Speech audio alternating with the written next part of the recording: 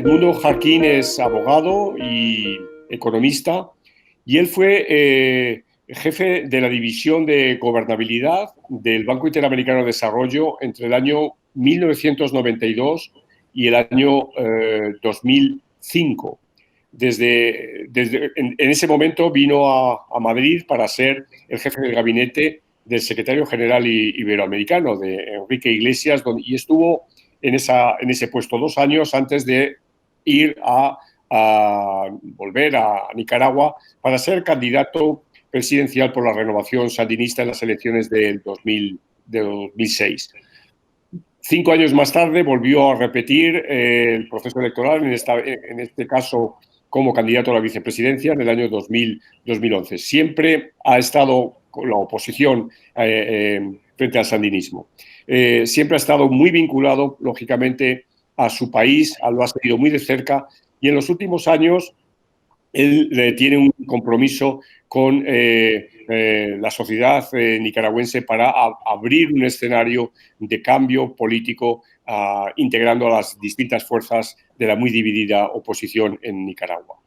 Edmundo Jarquín es amigo de Salamanca, ha venido muchas veces a Salamanca, nos ha apoyado en numerosas aventuras académicas e investigadoras y quiero agradecerte enormemente, Edmundo, que estés hoy con nosotros en este aula virtual. Muchísimas gracias. Edmundo, quería preguntarte por tu opinión sobre el sistema político nicaragüense. ¿Cómo lo conceptúas tú? ¿Cómo lo conceptualizas tú desde una perspectiva, si se quiere, teórica? Luego ya hablaremos más detenidamente de la situación concreta que vive el país. Adelante. Bueno, muchísimas gracias, Manolo, por esta oportunidad de estar con tu audiencia, que son fundamentalmente estudiantes de posgrado, algunos, y en todo caso es una oportunidad muy grata para poderme aproximar a la Universidad de Salamanca, que tanto me vincula como lo ha señalado. En términos generales, Nicaragua es, con arreglo a la formalidad, un sistema republicano, democrático, en que existe separación de poderes, como en todas las repúblicas latinoamericanas. Sin embargo, en términos reales, es una dictadura en la cual todos los poderes del Estado están subordinados al presidente de la República. Es absolutamente imposible de que en el caso, por ejemplo, del Poder Judicial, los temas jurisdiccionales se diriman con arreglo a una efectiva independencia del Poder Judicial. Igual ocurre en términos del Consejo Supremo Electoral e igual ocurre en términos, por ejemplo, de la Asamblea Nacional Legislativa. Para que se formen una idea del control que existe por parte del presidente de la República, Daniel Ortega, únicamente basta señalar que de los 152 municipios, el 90% de esos municipios son absorbidos, monopolizados por el Frente Sandinista de Liberación Nacional, que es el partido de gobierno, y incluye a eso el control de las alcaldías de esas municipalidades y la inmensa mayoría de los miembros del Consejo Municipal de esas alcaldías. Esto da una idea y también del hecho de que las 2/3 partes, es decir, la mayoría calificada de la Asamblea Nacional,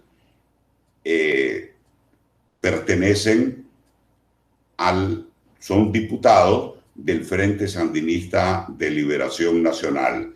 E igual ocurre con la Corte Suprema de Justicia o el Consejo Supremo Electoral, en que la inmensa mayoría de los miembros pertenecen al Frente Sandinista de Liberación Nacional. Solamente un ejemplo. El delegado de todas las reuniones del Foro de San Pablo, por ejemplo, es el magistrado presidente de la Sala Constitucional de la Corte Suprema de Justicia. Es decir, hay una ficción entre la formalidad democrática que es republicana y la realidad del control por parte de la dictadura de Daniel Ortega en todos los términos.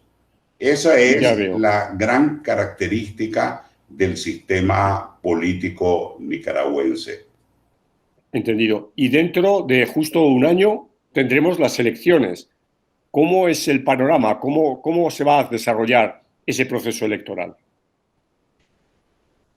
Las elecciones representan precisamente una enorme oportunidad para resolver la crisis política, cuyas consecuencias económicas, incluso antes de la pandemia, se han manifestado. Por ejemplo, la economía que había venido creciendo desde 1994 en promedio al 4% anual hasta el año 2017, en el caso de la crisis política que se gestó en abril del año 2018, decreció la economía en el 4%, en el 2019 decreció en el 5%, y en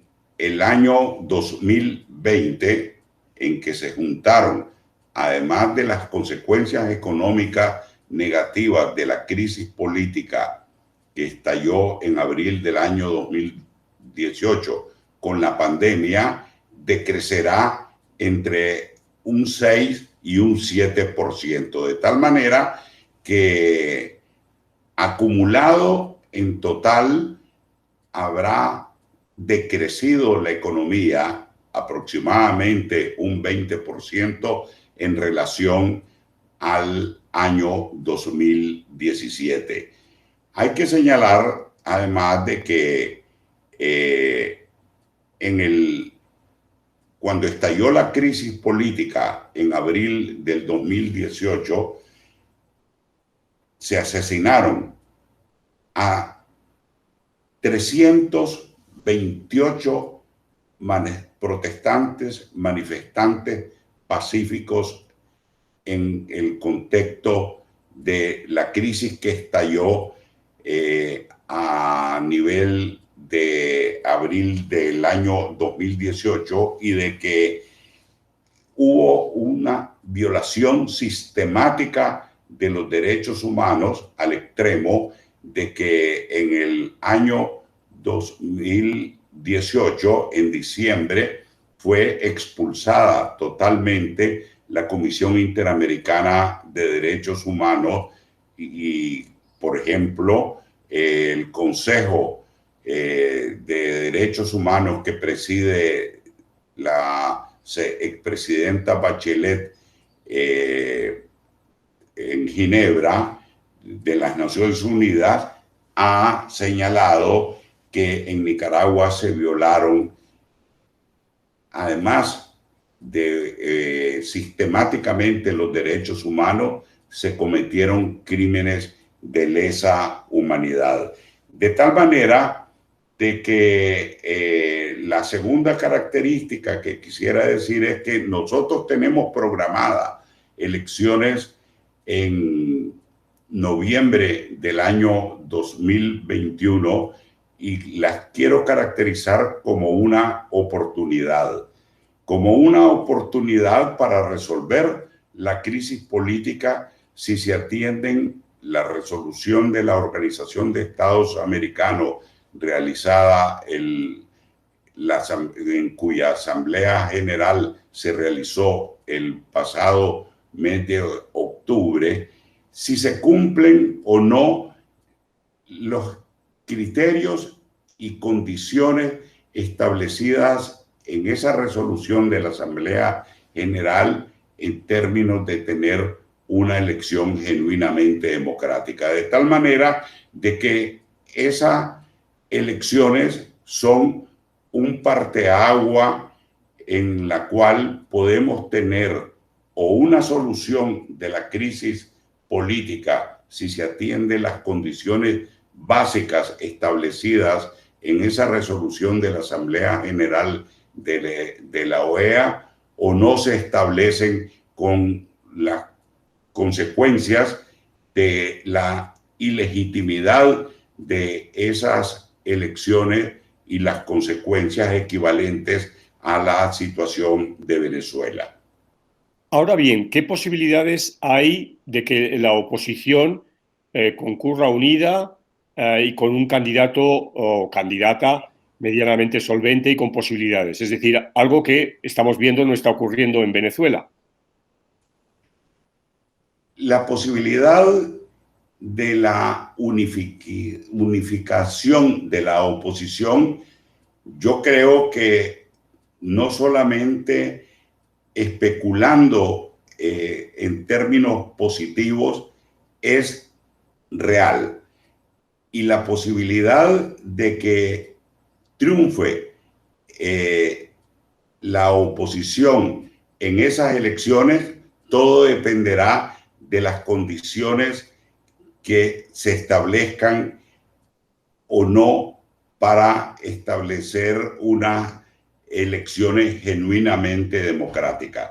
Si hay unidad de la oposición, que yo personalmente creo que la habrá, si hay las condiciones que están en duda, si habrán o no habrán, no tengo la menor duda de que la oposición triunfará en esas elecciones. Precisamente el estallido de la crisis fue la acumulación de agravio que sistemáticamente se dieron en torno a los diferentes sectores sociales. En determinado momento se sincronizaron todos esos agravios y estalló la crisis política.